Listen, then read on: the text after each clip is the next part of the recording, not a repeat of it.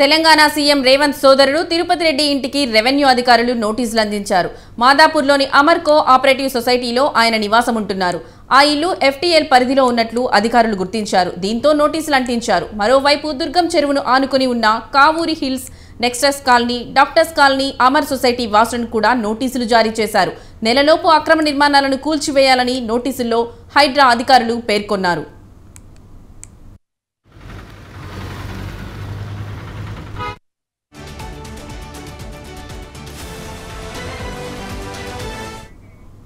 హైదరాబాద్లో చెరువులు, నాలాలపై ఇల్లు నిర్మించుకున్న వారిలో గుబులు రేగుతోంది. హైడ్రా కూల్చివేతలతో అక్రమదారులు హడలెత్తిపోతున్నారు. దుర్గం చెరువులోని కాలనీలో ప్రస్తుతం ఆ పరిస్థితి కనిపిస్తోంది. ఇటీవల జీహెచ్ఎంసీ అధికారులు 204 ఇళ్లకు నోటీసులు ఇవ్వడంతో బిక్కుబిక్కుమంటున్నారు.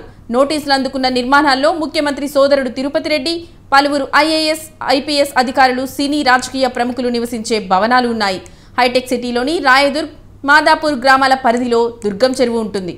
చుట్టూ వేలాది విలాసవంతమైన భవనాలు వెలిశాయి.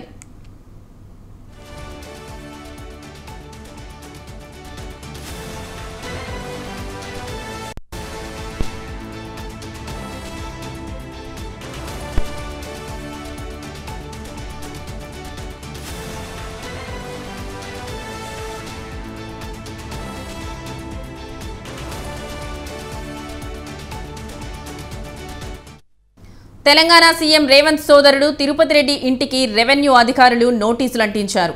మాదాపూర్లోని అమర్ కో ఆపరేటివ్ సొసైటీలో ఆయన నివాసం ఉంటున్నారు.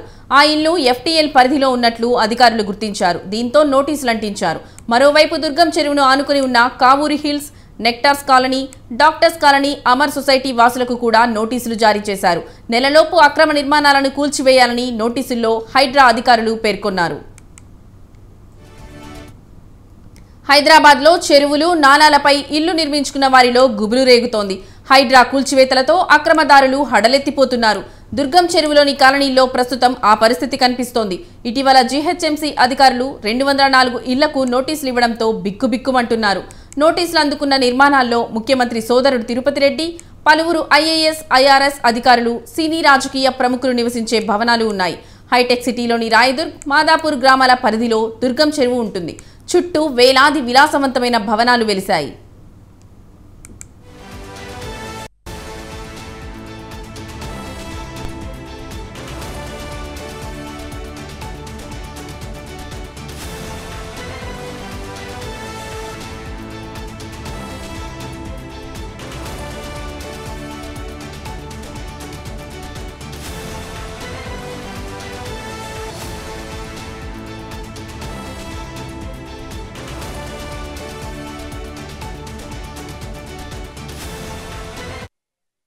మా లేఅవుట్ వచ్చి 1995లో అప్రూవ్డ్ అండి. We took permissions in 1996 and 97 and ఇల్లు కట్టుకున్నాము. అప్పటి నుంచి వీఆర్ పేయింగ్ ట్యాక్సెస్. మా ట్యాక్స్ వచ్చి 2000 నుంచి కడుతున్నాము. We have all the receipt submitted. And మాకు అర్థం కాలేదు, 2002లో 2004లో వచ్చిన వర్షాల వల్ల they are saying this is in FTL. ఇది ఎఫ్టీఎల్లో ఉందని చెప్తున్నారు, కానీ ఇది ఎఫ్టీఎల్లో లేదండి. మేము కట్టుకున్నప్పుడు ఎవ్రీథింగ్ అన్ని పర్మిషన్స్ ప్రాపర్గా తీసుకొని లేఅవుట్ అన్నీ చెక్ చేసుకొని కట్టుకున్న బిల్డింగ్ అండి ఇది. There are so many loans కూడా తీసుకున్నాము. లోన్స్ కూడా అవైలబుల్ ఉన్నాయి. ఇన్ని రోజుల నుంచి ట్యాక్సెస్ కడుతున్నాము, ఇన్ని రోజుల నుంచి వాటర్ బిల్ కడుతున్నాము. రోడ్స్ అన్నీ ఉన్నాయి. ఎక్కడ కూడా వాటర్ ఆగకుండా పైప్ లైన్ సిస్టమ్ ఉంది. ఇప్పుడు గవర్నమెంట్కి నేను ఒకటే రిక్వెస్ట్ చేసేది ఏంటంటే, మీరు మళ్ళీ ఆలోచించండి. ఇది మేము లోన్స్ తీసుకొని కట్టుకున్నది sir. We are very much affected here. ఇవన్నీ మీరు మళ్ళీ అగైన్ మీరు రీసెర్చ్ చేస్తారని, మీరు మాకు హెల్ప్ చేస్తారని వీఆర్ రిక్వెస్టింగ్ యూ సార్.